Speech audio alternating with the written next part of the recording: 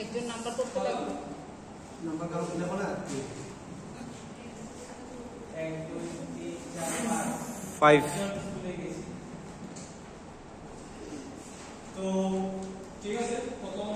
কোশ্চেনটা আমরা হয়ে গেছে তো আবার চেঞ্জ